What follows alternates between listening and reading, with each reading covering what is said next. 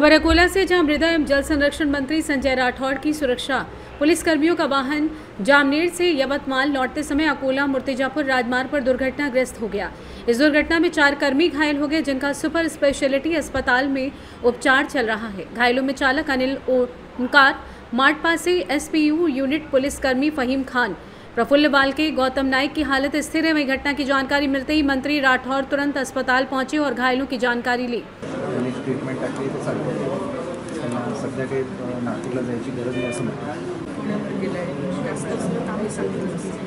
तुम्ही मला एकदम सांगितलं एक घर याचा आणलं कसं निघाला लोकांनी थांबलं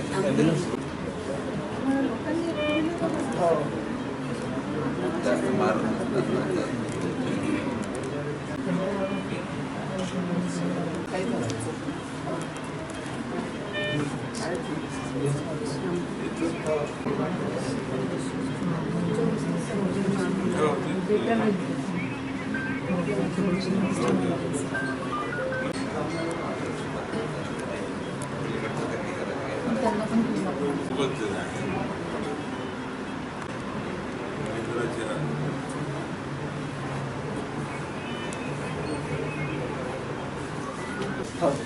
करतो। वेगवेगळे जामनेर, जळगाव, पाचोरा, पारोळा इथे कार्यक्रम होते।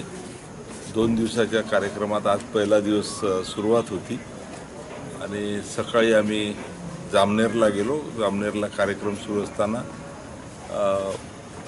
जळगाव जिल्ह्याचं स्पेशल प्रोटेक्शन युनिट हे जे आमचं नागपूरचं होतं ते परत माघारी निघालं आणि तिथचं युनिट आलं। त्याच्यामुळे मला असं वाटलं की आता यांची आवश्यकता नाही, म्हणून ते परत माघारी फिरलं आणि येताना त्यांचा अपघात झाला।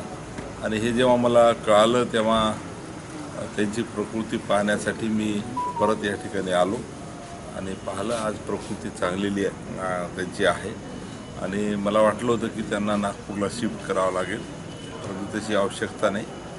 2-3 दिवसात इथे व्यवस्थित त्यांच्यावर उपचार या ठिकाणी होणार आहे।